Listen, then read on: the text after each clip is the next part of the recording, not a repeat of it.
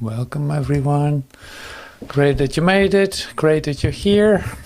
Happy to see you in the last episode of I Am the Way as a tape group. And the last is the last of a series. So we start next week with Consciousness Transformed. And that is in fact a book of Joel. And there are related tapes that we're going to use. It is the hotel talks that are like transcribed into the Consciousness Transformed. So that's the book that we're using, or the transcripts that we're using, and the tapes that we're using. Now Consciousness Transformed has a bit of a different setup, you will see. But in fact, it is a tape group, so we listen to tapes and we listen to Joel, of course, and we have a meditation before we do anything, just like today too. We have an amazing meditation, which is one where Joel is talking. I hardly ever do that anymore because of I had some. I mean, it's great to use his voice, and that's what we do today. Let's keep it with that. So I'm happy that you're here. Great that you decided to sit with me here, to listen to Joel, to become still, and that's very precious already. Very precious to me to do that activity together, to do the thing that is like stop the world for a moment, stop all your ideas for a moment, come to yourself, sink deeply within, because there's space for everyone in heaven. There's space for everyone. So join on your place. Sit on your, literally enter into heaven in your withinness. It's all inclusive. Everyone is there, and we're waiting for you. I could say it's like we're waiting for you. So what are you waiting for? And so Joel is going to help us make that step today, and becoming so quiet that literally peace is flowing over your consciousness, light, illumination. And so that is really lovely. So I will not let you wait any longer.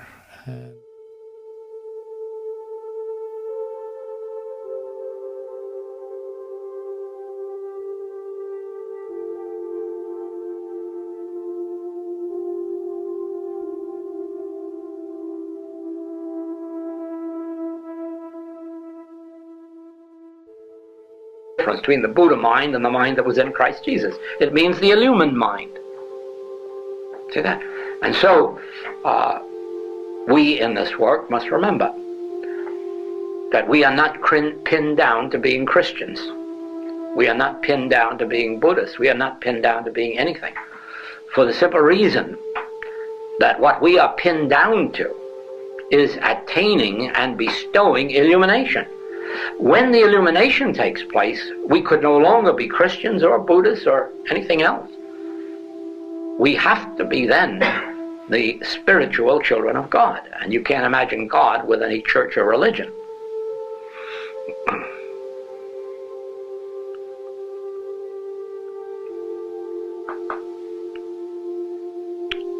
Well, for a moment we'll say,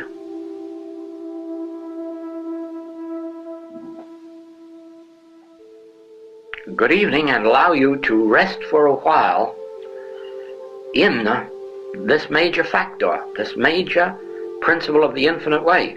The entire secret of our work is illumination, attaining that mind, at opening that fourth dimensional consciousness, because after we do it, we have nothing to do. It then is the light of the world, it is the meat, it is the wine, it is the water. We are but the transparencies, the beholders of it at work. And yet in the last analysis, that it is the I that I am. It is not an it, separate and apart from the I that I am, because having it as an it would throw us back into having a word objective to ourselves. That we cannot do. Always remember that the it that we are speaking about, the Christ, is the I. I and my Father are one. And therefore, the I that I am is this Christ of which we speak. And yet it operates without conscious thinking. It operates in silence. So that if I would be a blessing, individually or collectively, my function is merely to be still. Think no thoughts, and let the activity of the I that I am express itself, and then you receive it in your language. One receives it in a physical healing, one a moral, one a financial, one an industrial. It translates itself into the language of your need. Yet it's the language of spirit. Thank you.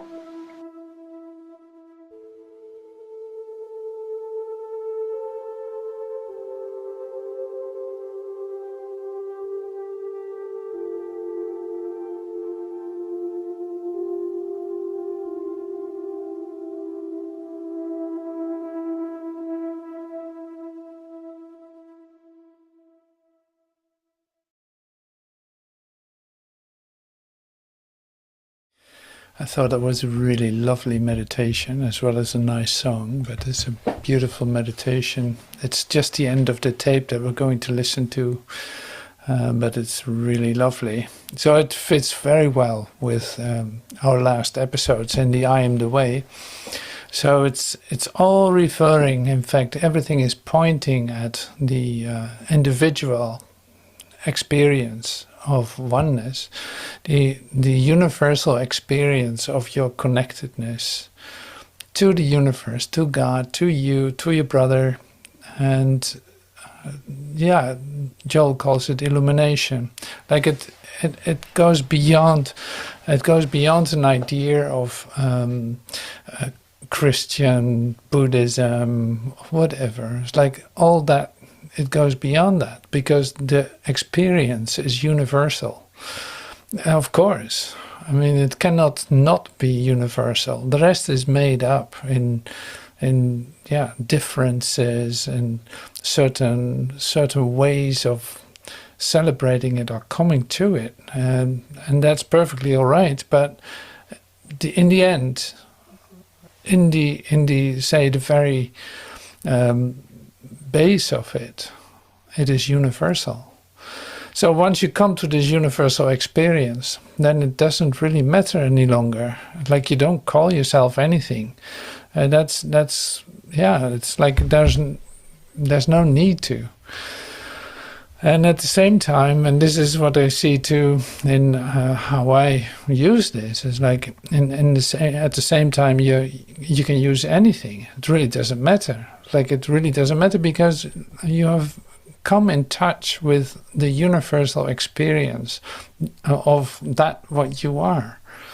Now you say, maybe you say like, I don't know if I've experienced that, or who knows what. Like, well, this is something that we're going to take a deeper look at in the next series. It's really about how can I find this universal experience? How, like Joel talks here about an attainment of illumination, and in fact, it is not even an attainment. It is a recognition. It is an opening your consciousness for what is, and leave the rest outside, so to speak. So let the experience be pure and whole in itself, and that is happening in your consciousness, because if you open your consciousness, it is there. It is there. It is within you, of course. Like you cannot lose it. It is always with you. We've said this many times. Like it's with you. It's always there. That's the one thing you can count on. All the rest is uncertain. So there's one thing that is certain, And you already feel it, like that one thing that is certain. Now you're not sure about it. As a human being, you're not sure about God. You're not sure if that's going to happen to you in this lifetime, that you experience God in its totality, that you're literally being blown off your horse or struck by lightning, or that something happens to you in which a big transformational shift is occurring just out of the blue. Like you can be waiting for it, but it's also like you're not sure if it's going to happen. While this is the most natural thing that can happen to you. Now that's why this comes back to us in Consciousness Transformed in the next, say, 10 episodes of what we're doing here. It's like listening to tape, to what Joel's instructing, but then with the focus on the God experience, on how can I experience the totality of my being.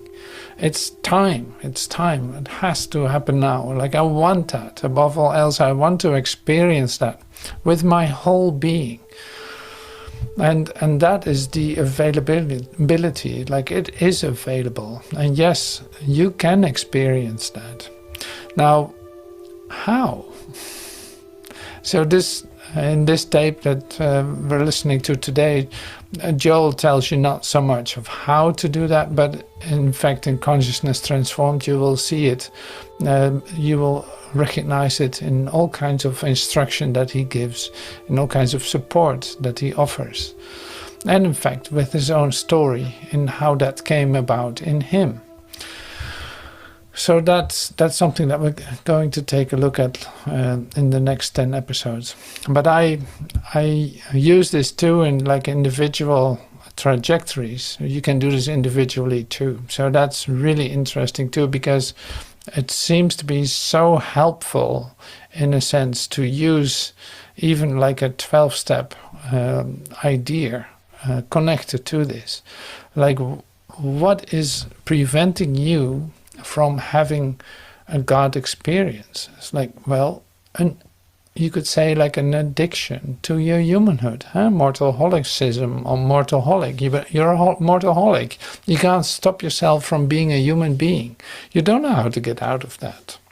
Now, if you admit that, if you can say like, well, I don't know how to do that. I really don't know how to do that. I cannot stop myself, really.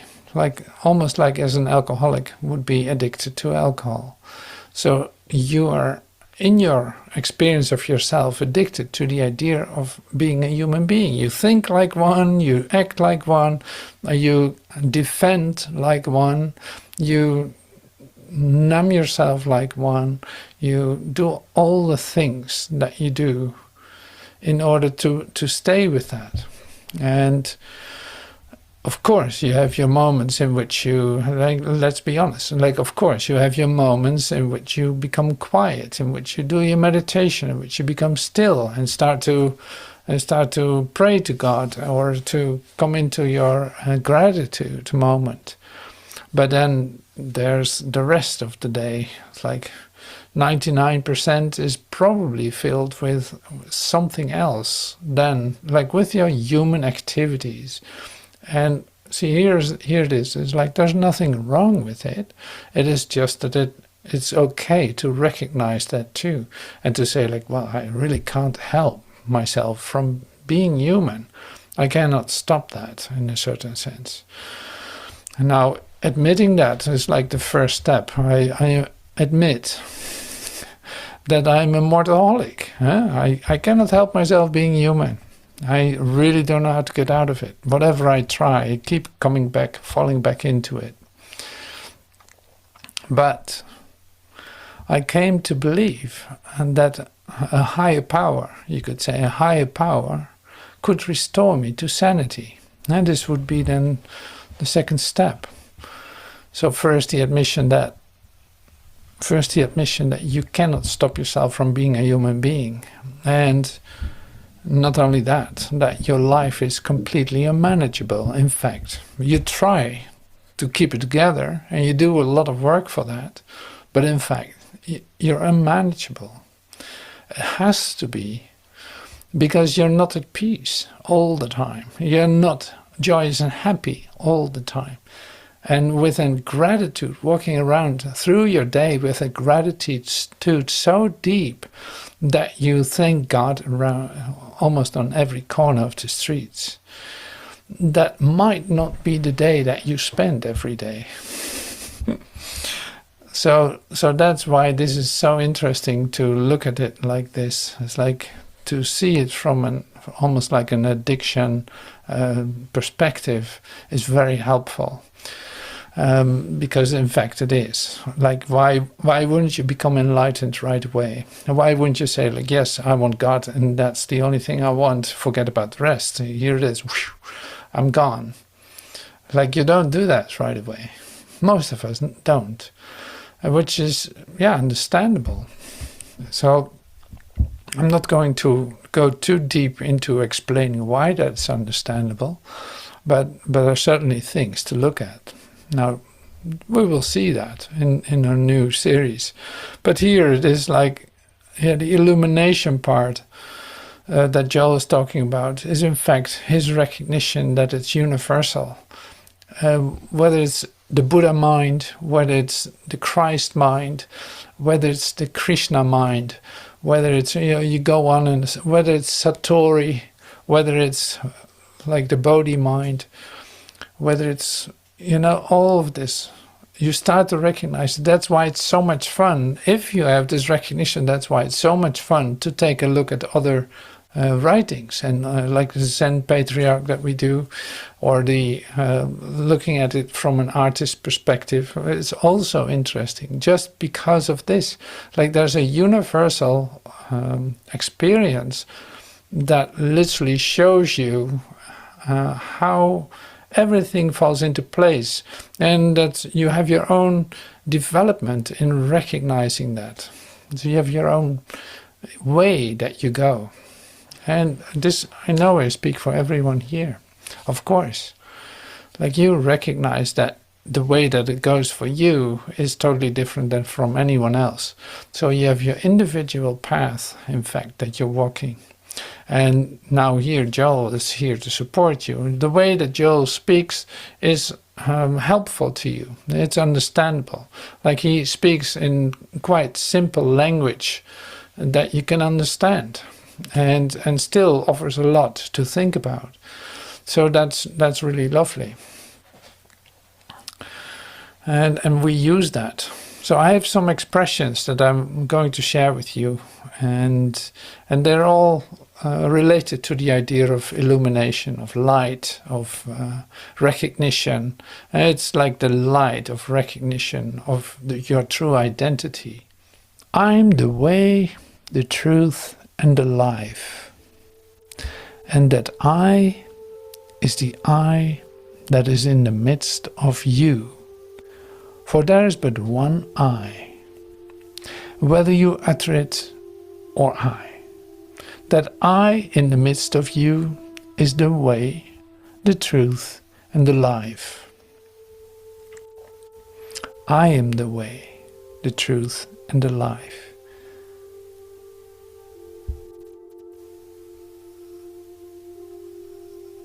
Yeah, that I is the I that is in the midst of you.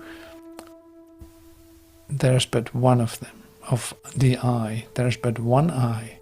Now this is interesting, of course, because it's like that's already mind-blowing.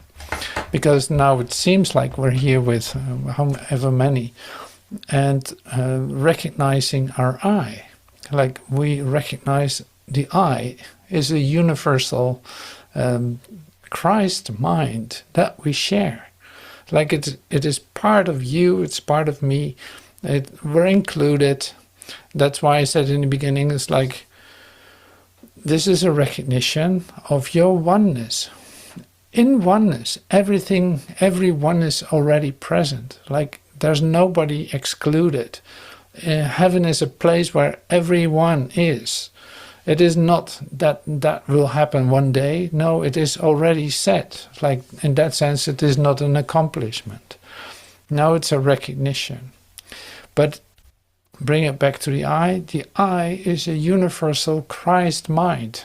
That is the true essence of you, the true beingness of you. Beyond your definitions, beyond your ideas, beyond the way that you see yourself now. And still totally recognizable. It's like you don't know it, that everyone is included, until you experience it. Then you recognize it. It's all inclusive. Everyone's already here. I didn't miss anyone. Like, no, everyone is present in that. It's a matter of, you know that.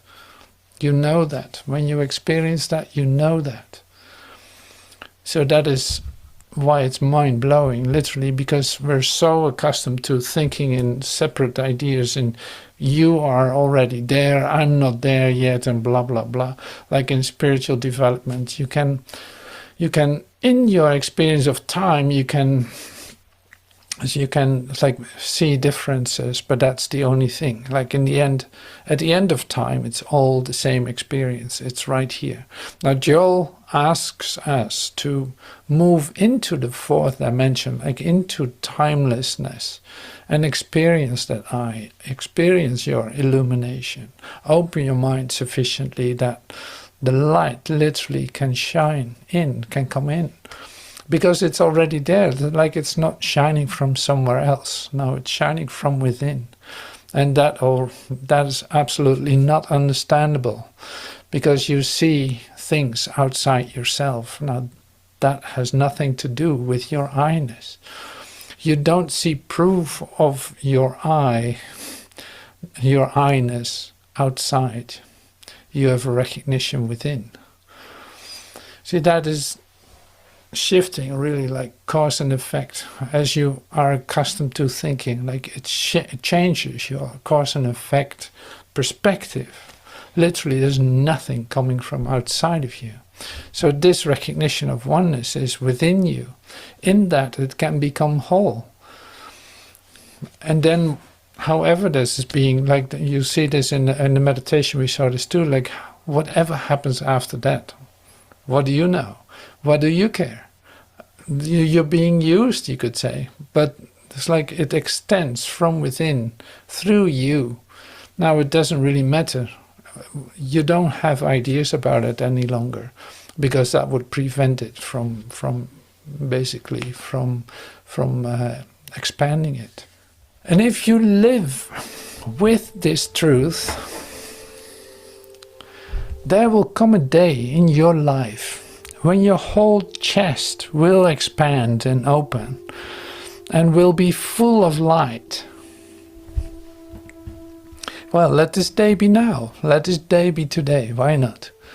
And you live with this truth. There will come a day in your life, and why not today, when your whole chest will expand and burst open, you could say, with light and love, and will be full of light. See, we're talking here about literally the transfiguration of your body. And then you will know that you have been carrying the Christ child hidden within you, and that now it has been born. Now it has come out into the light, into the open. And the mystical poet says, you must open out a way for the imprisoned splendor to escape. That's all he's saying. The Christ is within you. The Son of God, the I, which is one with the Father, is the I within you. You must open out a way for the imprisoned splendor to escape.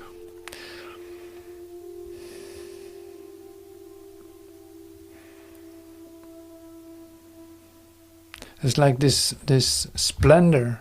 The splendor is like the well-pleasedness of God. You keep that hidden from yourself and from nobody else. You hid that from yourself in your consciousness by, in fact, defending yourself that you are something else, that you're not the Christ, that you're not the I, No, you have your own little secret there, and you keep it down so that it won't burst your chest, so that it won't escape, but that you keep it for a moment still. And of course there's guilt connected to that. That's why as a human being you feel guilty no matter what you do, whether you go left or right. If you go left, you feel guilty that you didn't go right. And when you go backwards, you feel guilty about that you didn't go forward. Like this is a total, whatever you do, you feel guilty. You literally feel guilty about being separate from everything that you are, from everything that is. Now this imprisoned splendor isn't imprisoned, but just in your imagination. This is how strong your imagination is. You pretend as if you can close that in. Can you close in all the power in the universe, like the one power in the universe? Is there a possibility of closing that in, of imprisoning that? Well, that must be in your own nightmare, in your own dream, in your own limitations. And you want to keep that idea, and you defend yourself literally with your life against it. You'll rather sacrifice life than accepting this. This is what I call a mortalholic. Like it holds on to its own ideas while the imprisoned splendor is right here. It didn't go anywhere. But you choose to close it in on yourself, to push it away as a thing for later. That's why I say, why not let your chest burst open today? Why not come into total gratitude of literally allowing your mind to explode into the universe? Just because it doesn't need to be imprisoned in any kind of way. Your time is up for doing that. So this is a perfect moment for your God experience. There will never be a better moment for that to happen. Well, let's see what... I hear an amen. That's wonderful. Thank you. Yes. Yes. The entire secret of our work, which is no longer a secret, by the way, is illumination. Attaining that mind, opening that fourth dimensional consciousness. Going out of time. Leaving time for what it is. Let the dead bury the dead. Leave that all behind. No, your focus is illumination. Attaining that mind that was in Christ Jesus also, because it's the Christ mind, your whole mind, you could say. It's not just for Jesus. No, the one mind, the I that I am, the I that is the way, is within you, not anywhere else.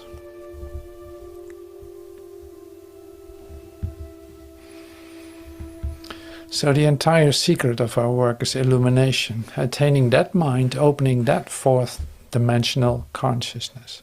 Now Joel said this in a time, like in 1963, where it wasn't very common to openly talk about this. Maybe in some places, like in some places where people gathered in a mystical group or with some enlightened teacher.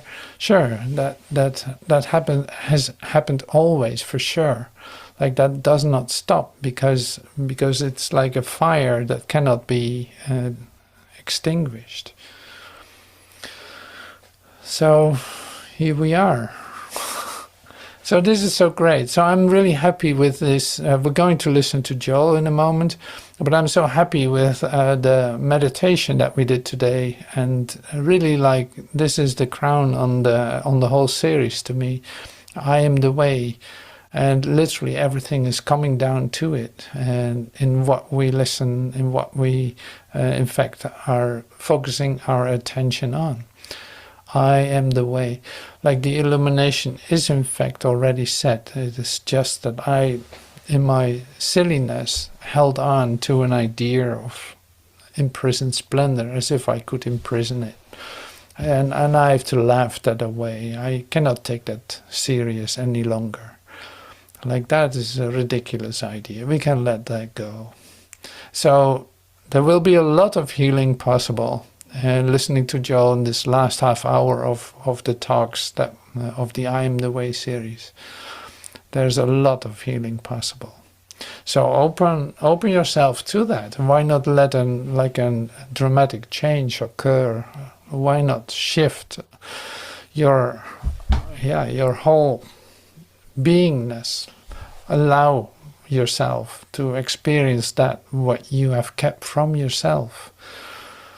And God blesses each and every one. So I'm going to pull up the talk, and we're going to listen to the last half hour of Joel's talk, the Infinite Way Ministry. I have witnessed housewives who never dreamed of anything other than being housewives, who all of a sudden became composers of music that actually sold. I have witnessed writers who actually began writing things that were productive.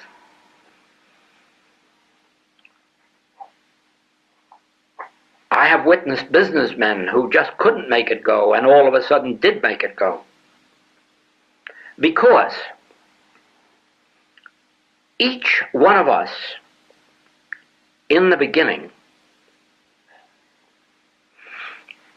had incorporated in our individual selfhood this that has been called the Buddha mind, or it has been called the Christ, it has been called the Son of God. And when it is awakened in us, it changes the entire nature of our lives. As you know, in India, the word is darshan. When you receive darshan, it means that you are given a spiritual light. You may receive it through a spiritual master. You may receive it bathing in the river Ganges. You may receive it while studying scripture. But whenever you receive it, it really means an experience within that changes the nature of your life.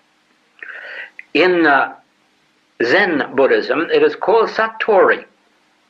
And the same way, you may receive it from a master, you may receive it from your meditations or your studies, but there is a certain specific moment of your life when satori happens. And that means when a spiritual center is opened in you, a spiritual light. And from then on, the nature of your life changes. Well, in Christian mysticism, the word originally was conversion. But the word conversion has been debased so that we may no longer use it. And we will have to turn to the East and use terms like enlightenment, illumination, any word that will describe the opening of our spiritual center, any word which will describe the opening of that fourth dimensional consciousness in us. As you know, I experienced this in 1929, when in one moment I was a businessman and just about as mortally mind inclined as anybody else in the world, and 1 minute later was spiritually opened and was given the gift of healing. And all of the rest has unfolded from the start of that particular moment. So you could say that in that moment I received darshan or satori or enlightenment or illumination. You can call that my Bodhi tree. But this is the point now, and this is the whole secret of the infinite way. Gautama was only a man, like all other men. He went all up and down India seeking spiritual teaching. And he received it from many teachers, and he got nowhere with it. And then, in this experience of meditation under the Bodhi tree, he receives the light that makes him the light of Asia, makes him the great religious teacher of the Orient. And from then on, he is no longer a wanderer in India. He's no longer a seeker in India. He is the great illumined one to whom all illumined ones come. And from then on, a whole new ministry is started, a whole new religion is started, a whole new era is started. But I ask you to remember, all based on his experience of illumination. Not on all the teachers' teachings that were given to him, but on the experience of illumination. Now, evidently, some 1400 years later, there was another Buddhist who received enlightenment, and of such an extent and to such a degree that he could no longer be happy with it in India.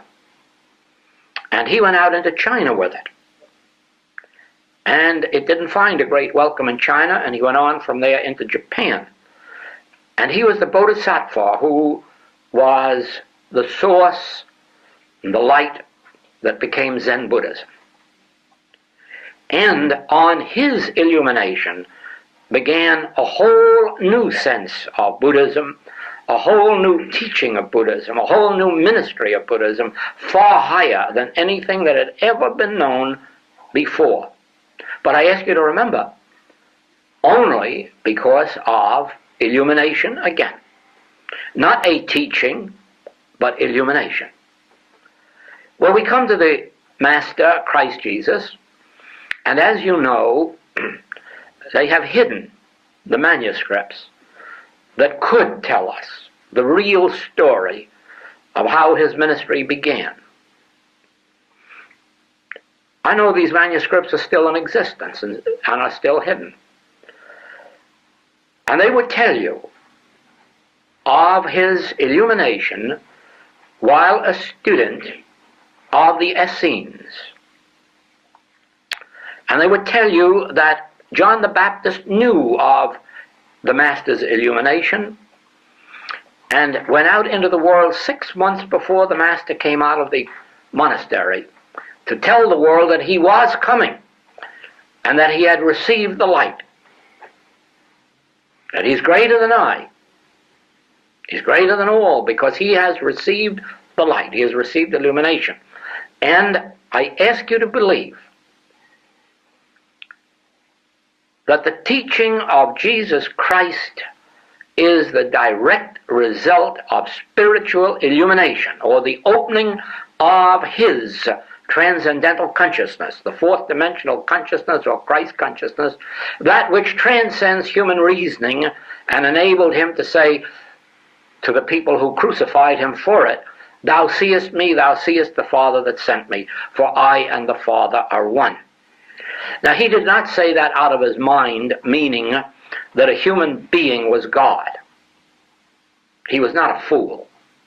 He was a wise man. And when he said, "I am the way, the truth, and the life," he was not saying that a human being was the way, the truth, and the life. Only the human mind interpreted it that way. He was saying, "I am the way, the truth, and the life," and that I is the I that is in the midst of you. For there is but one I, whether you utter it or I. That I in the midst of you is the way and the truth and the life. And if you live with this truth, there will come a day in your life when your whole chest will expand and open and will be full of light. And then you will know that you have been carrying the Christ child hidden within you. And that now it has been born. Now it is coming out into the light, into the open. And the mystical poet says, "You must open out a way for the imprisoned splendor to escape." And that's all he's saying. The Christ is within you. The Son of God, the I which is one with the Father, is the I within you. Intellectually, this will mean nothing to you. But since you are students who have been led by spiritual intuition to this teaching, if there is an answering response within you that says, yes, yes, yes, then as you live with this, you will experience yourself the day of Darshan, the day of Satori, the day of illumination, in which you will say, whereas before I was blind, now I see. Whereas before I knew this intellectually, now I know it. Well, we have gone so far in the message of the infinite way that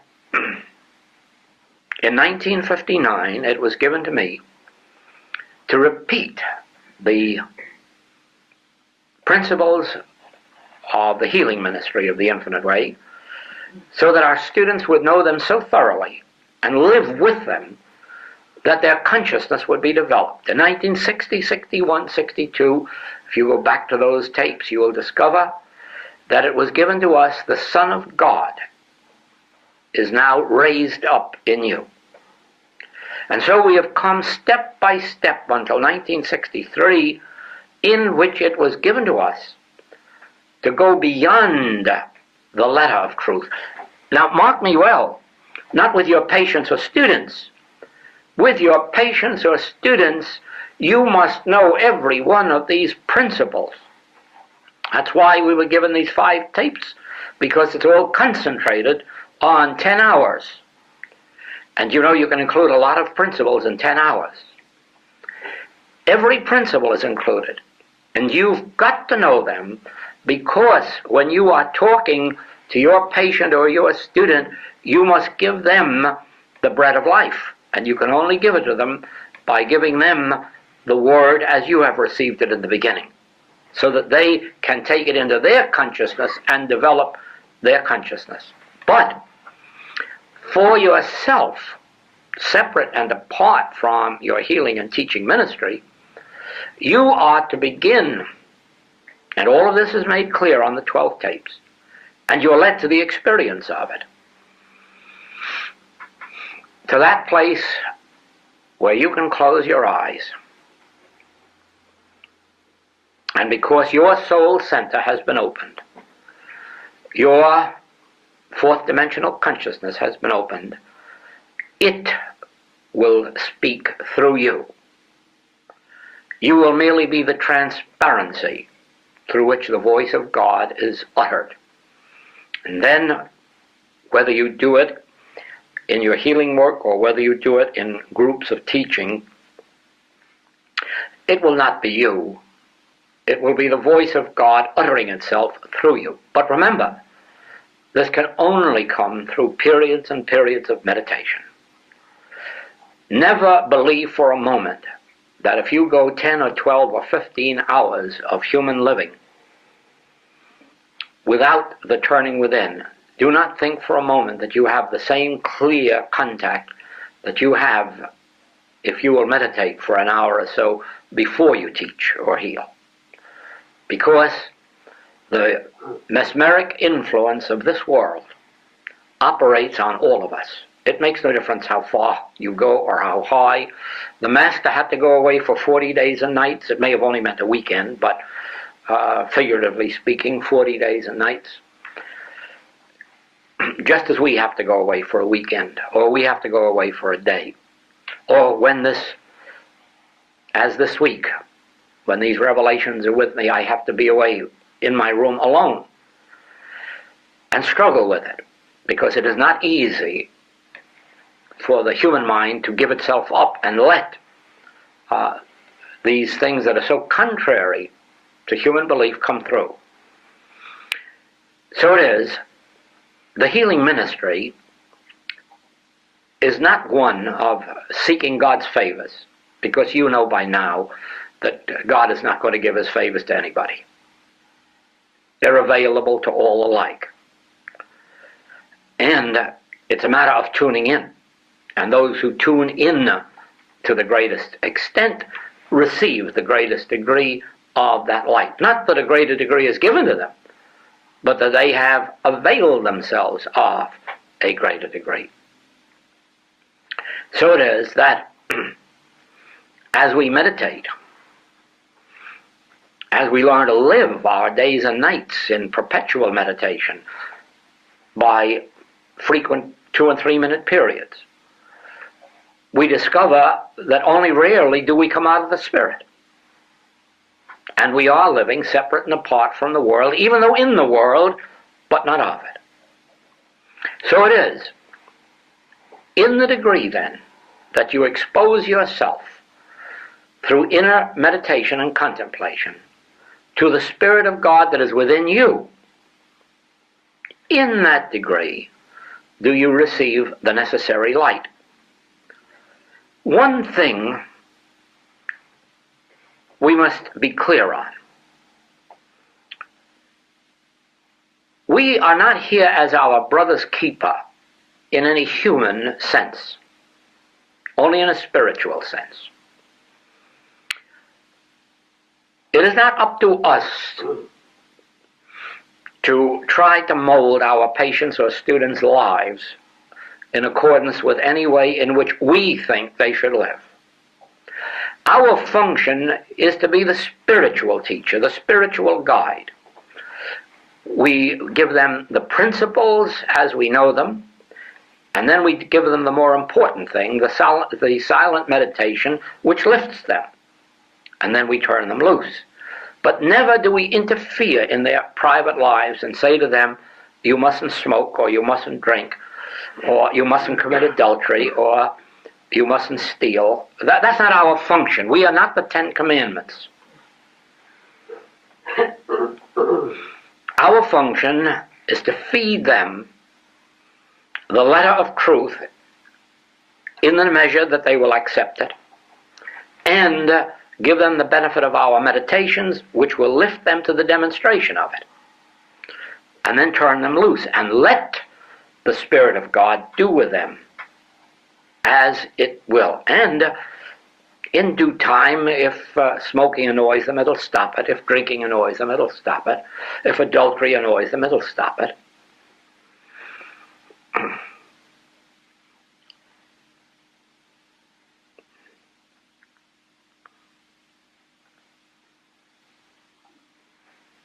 As practitioners then, and teachers, do you see that your major responsibility is to attaining and maintaining the highest possible degree of fourth dimensional consciousness? And this you do through your meditation. There is no other way. I can assure you studying won't do it, and going to school won't do it, and knowing theology won't do it, and knowing metaphysics won't do it. The only thing that will do it is the meditation and the practicing of specific principles which have been found helpful to the opening of consciousness. Ceremonies won't do it, rituals won't do it, and yet the strange part of it is that when the spiritual presence is upon us, if we are in a place where they are indulging rituals, we can join right in with them and enjoy it. I have had just as much joy in the temples in Japan and China as I've had in Christian churches in Europe or Hebrew synagogues elsewhere. It makes no difference to me, actually, which one of these I'm in. I get the fullness of joy from it because I find the same Spirit in one as I do in another. Because the Spirit isn't in the temple, I've brought the Spirit to the temple. And that's why it says in one of our writings that the temple doesn't consecrate a man, it's the man that consecrates the temple. So it isn't the temple that brings the Spirit of God to us, it's the man who brings the Spirit of God into the temple. And so we bring it into any temple that we want to go into, including our own bedroom or bathroom or dressing room or any other place where we wish to go for retirement and meditation.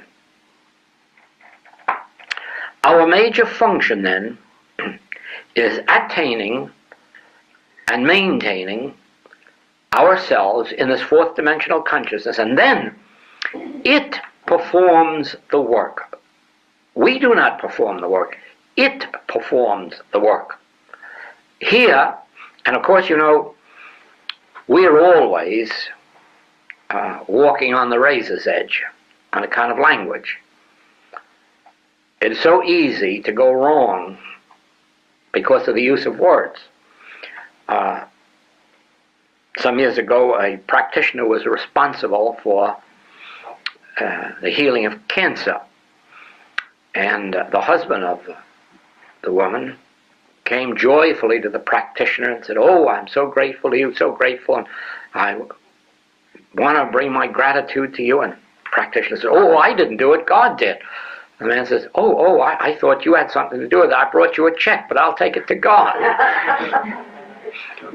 And we're always in that dilemma when we say, now remember that you don't do it, it is this fourth dimensional consciousness that does it.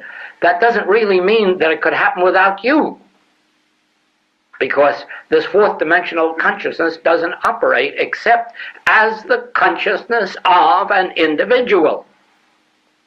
And this you must never forget, that it was where Jesus went that evil disappeared and was proved powerless. It was where the disciples went, or it was where, well, any healer goes. But there has to be that individual. They can say, "I of my own self can do nothing." But let's not forget that it couldn't be done but for the consciousness of that individual, for the dedication of their lives. And so it is that it is true that I certainly don't know how to heal anybody of anything, not even a headache. I've never discovered that secret. And yet I know that wherever I am, that is where discord and inharmony evaporates and disappears in the measure or in the degree of the receptivity of the individual. Now here is where you come to a point that is apt to puzzle you in your practice. So let me prepare you for it. All students and patients do not respond alike. Some instantaneously respond and have miraculous healings or reformations or spiritual illuminations. And others take a month, and others take a year, and some never get there.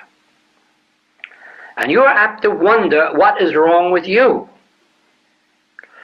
Well, now, don't waste time that way. As long as you are living up to your highest sense of your spiritual integrity, as long as you are maintaining yourself in this consciousness, don't look out there and wonder why Brown, Jones, or Smith isn't responding, because that is not your business. That has to do with their state of consciousness. Something must yield in their state of consciousness before the greater works are accomplished. In other words, the woman taken in adultery could never have been healed or reformed unless she recognized in the robe of a Hebrew rabbi the Christ. Here is standing before her a Hebrew rabbi, like thousands of other Hebrew rabbis that walked up and down the Holy Land.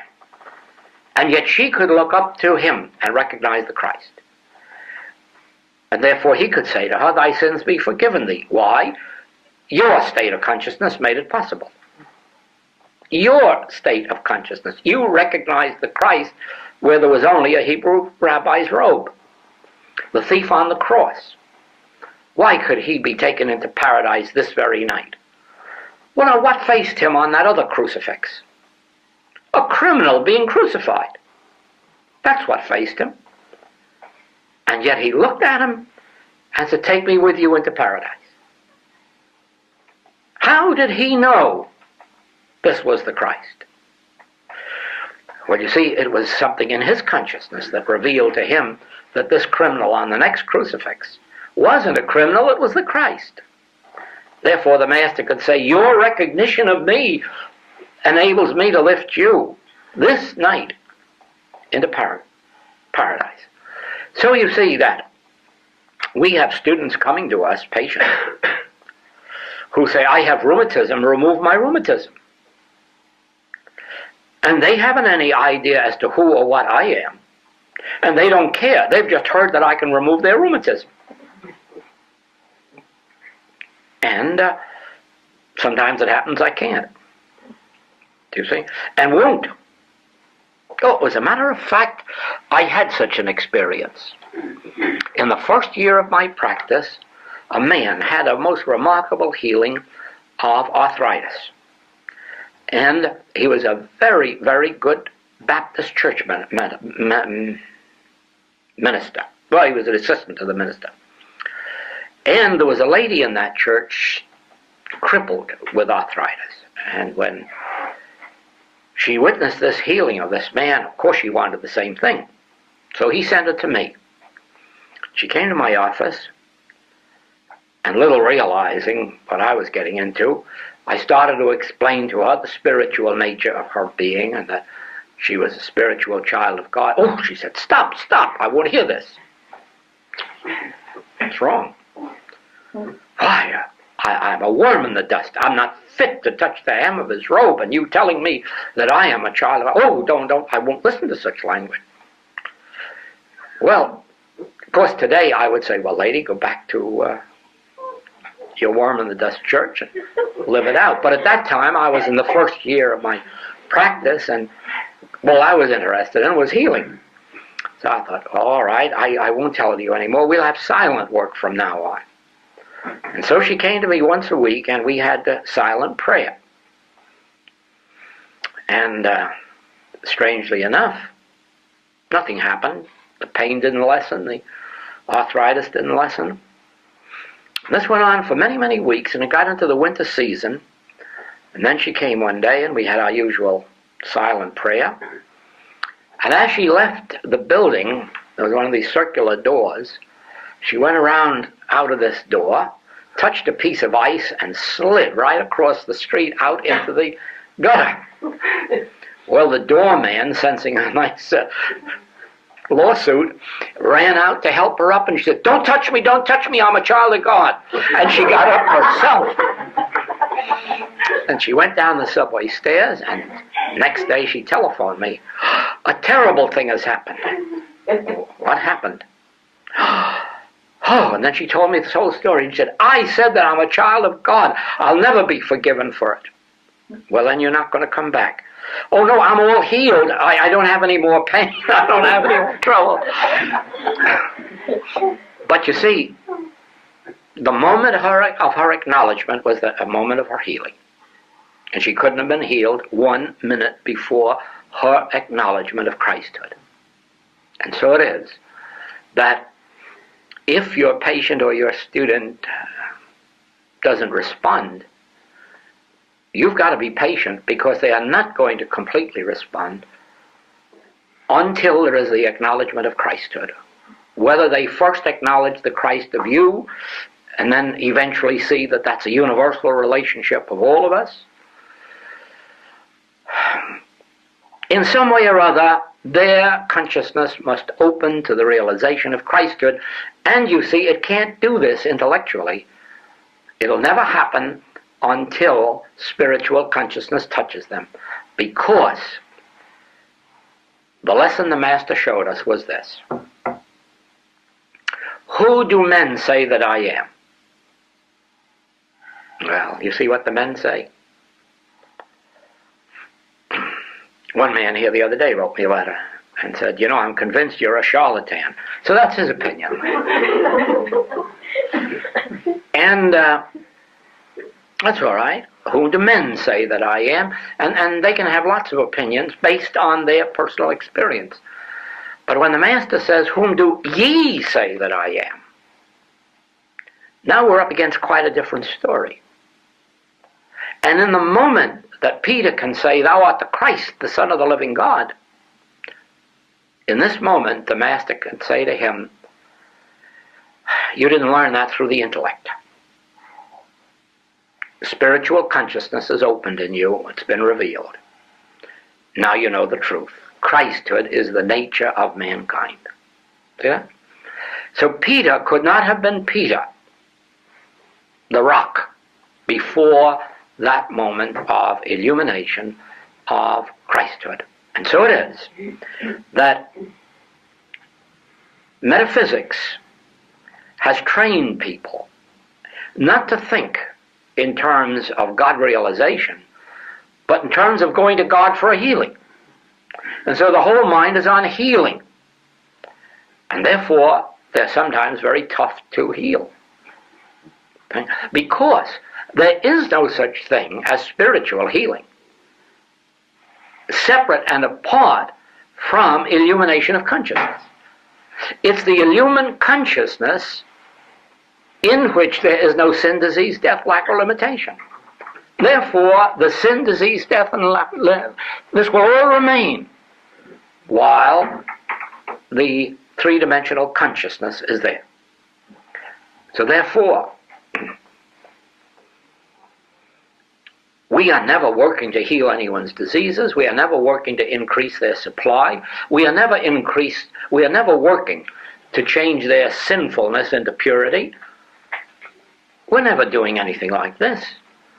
Our whole attention is on raising the Son of God in them. In other words, bringing to them the experience of satori, darshan, or illumination, so that they can say, oh, thou art the Christ, or I am the Christ, or man is the Christ of God. It doesn't make a difference, the terminology. All that counts is that an awareness of Christhood, of spirituality, take place. And you see, it makes no difference whether we're dealing with Christian mysticism and we bring to light the Christ of an individual, or whether we're dealing with Oriental mysticism, as I have in the Orient, and had a Swami realize that he had the Buddha mind. Well, what's the difference between the Buddha mind and the mind that was in Christ Jesus? It means the illumined mind. See that? And so, we in this work must remember that we are not pinned down to being Christians. We are not pinned down to being Buddhists. We are not pinned down to being anything.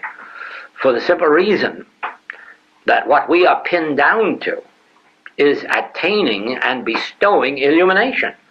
When the illumination takes place, we could no longer be Christians or Buddhists or anything else.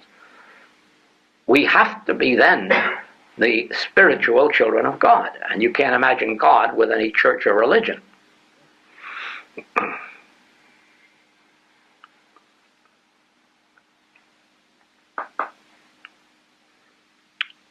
Well, for a moment we'll say,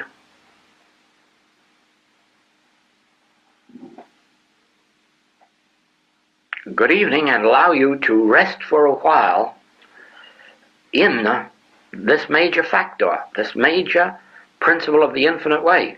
The entire secret of our work is illumination, attaining that mind, opening that fourth dimensional consciousness, because after we do it, we have nothing to do.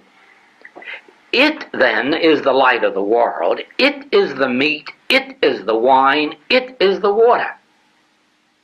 We are but the transparencies, the beholders of it at work. And yet in the last analysis, that it is the I that I am. It is not an it separate and apart from the I that I am, because having it as an it would throw us back into having a word objective to ourselves. That we cannot do. Always remember that the it that we are speaking about, the Christ, is the I. I and my Father are one. And therefore, the I that I am is this Christ of which we speak. And yet it operates without conscious thinking. It operates in silence.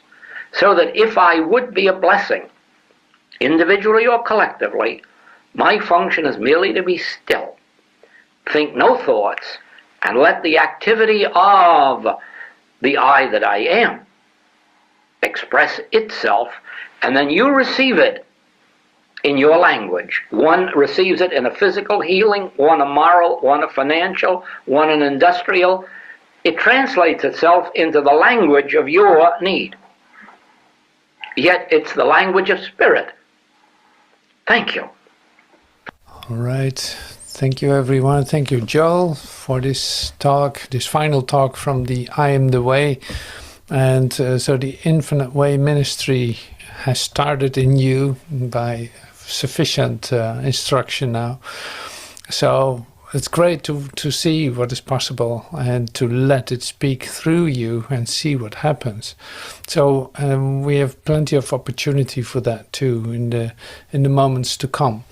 And so this is like you allow that to happen, to let that occur, and you're not responsible for what is being shared in that sense. Like you're being used, and that's such a beautiful thing. It's like no concerns about it, just letting that flow out of you in your recognition that like that is the only sane thing that can happen to you. All my ideas and opinions were just in the way for that, that's all.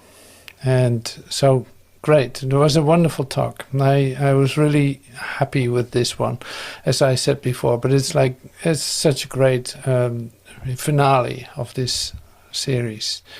So thank you so much for being here, for being present in these meetings, for dedicating yourself to the study of it and opening of your consciousness for the fourth dimension, and see that something is shifting and changing, and that's an availability that you will never lose. So that's so wonderful. So thank you so much for being present in the I Am the Way, and I hope to see you in the Consciousness Transformed meetings that we start the 6th of April, next Sunday. So you're welcome to join, and thank you for everything. Bye for now. Thank you so much.